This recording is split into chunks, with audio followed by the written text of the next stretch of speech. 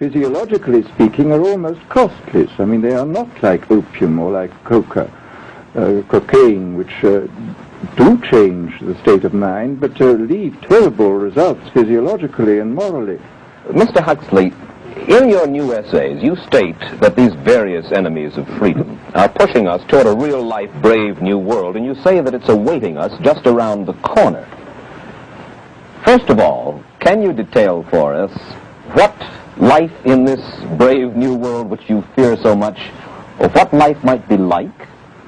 Well, to start with, I think this kind of the dictatorship of the future, I think will be very unlike the dictatorships which we've been familiar with in the immediate past.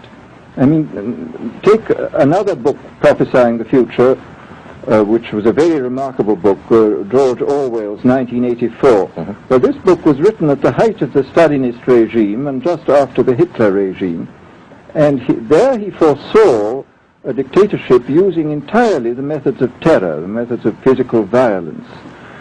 Now, I think what is going to happen in the future is the dictators will find, as the old saying goes, that you can do everything with bayonets except sit on them. That if you want to preserve your power indefinitely, you have to get the consent of the ruled. And this they will do partly by drugs, as I foresaw in Brave New World, partly by these new techniques of propaganda.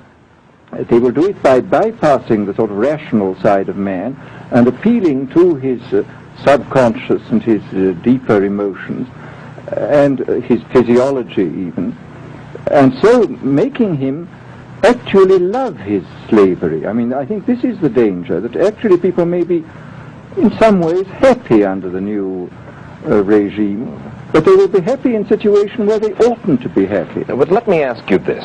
You're talking about a world that could take place within the confines of a totalitarian state. Let's become more immediate, more urgent about it. We believe, anyway, that we live in democracy here in the United States. Do you believe that this brave new world that you talk about could, let's say in the next quarter century, the next century, could come here to our shores? I think it could. I mean, that's why I feel it's so extremely important here and now to start thinking about these problems, not to let ourselves be taken by surprise by the new advances in technology. I mean, for example, in regard to the use of the drugs, we know there's enough evidence now for us to be able, on the basis of this evidence and using a certain amount of creative imagination, to foresee the kind of uses which could be made by people of bad will with these things, and to attempt to forestall this. And in the same way, I think with these other methods of propaganda, we can foresee and we can do a good deal to forestall. I mean, after all, the price of freedom is eternal vigilance. You write in Enemies of Freedom, you write specifically about the United States. You say this, writing about American political campaigns. You say, all that is needed is money and a candidate who can be coached to look sincere. Political principles and plans for specific action have come to lose most of their importance. The personality of the candidate, the way he is projected by the advertising experts, are the things that really matter. Well, this is...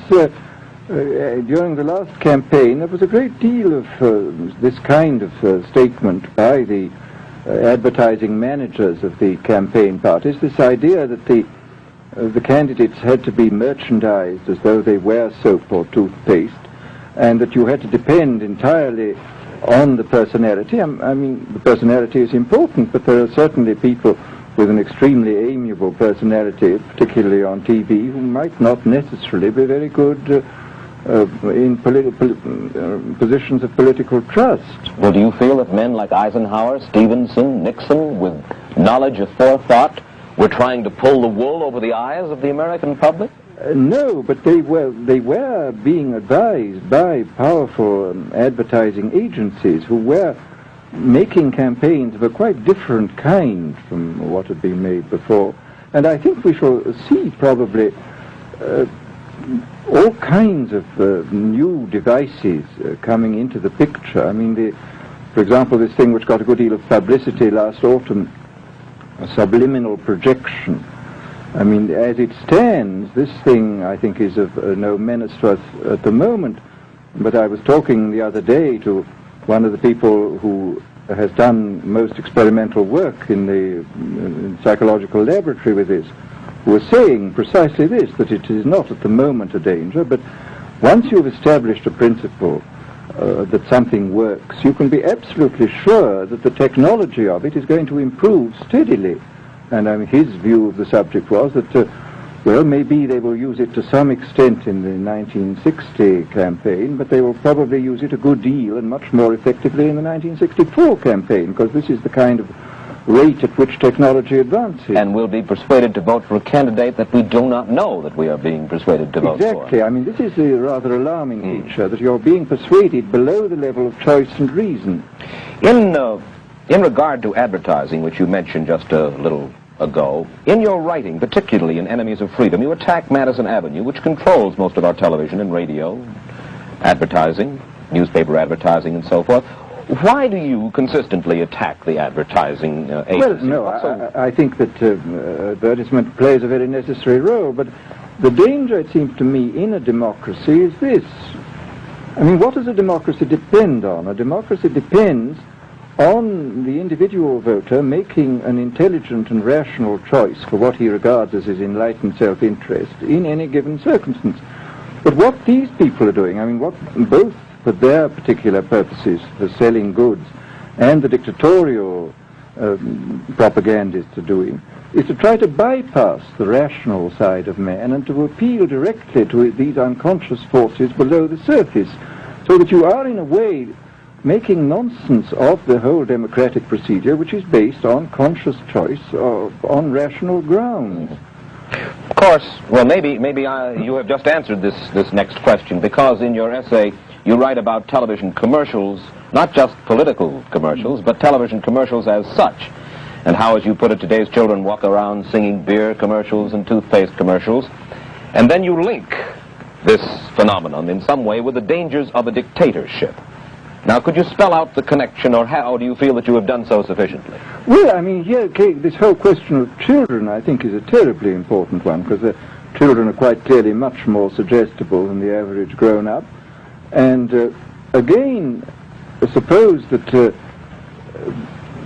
that for one reason or another, all the propaganda was in the hands of one or very few agencies, you would have an extraordinarily powerful force playing on these children, who after all are going to grow up and be adults quite soon.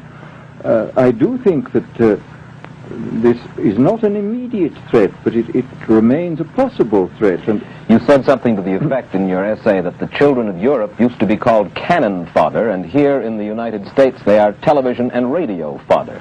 Well, after all, you can read in the trade journals the most lyrical accounts of how necessary it is to get hold of the children, because then they will be loyal brand buyers later on. Mm-hmm. But, I mean, again, you just translate this into political terms. The dictator says they will be loyal ideology buyers when they're grown up. We hear so much about brainwashing as used by the communists. Do you see any brainwashing other than that which we've just been talking about that is used here in the United States? Other forms of brainwashing? Not in the form that has been used in China and in Russia, because this is essentially the application of propaganda methods, the most violent kind, to individuals. It's not a shotgun method like the advertising method. It's a way of getting hold of the person and playing both on his physiology and his psychology till he really breaks down, and then you can implant a new idea in his head. I mean, the descriptions of the methods are really blood-curdling when you read them, and not only the methods applied to political prisoners, but the methods applied, for example, to the training of the young communist administrators and missionaries. They receive an incredibly tough kind of training, which may causes about 25% of them to break down or commit suicide, but produces 75% of completely one-pointed fanatics. The question, of course, that keeps coming back to my mind is this. Obviously, politics in themselves are not evil. Television is not in itself evil. Atomic energy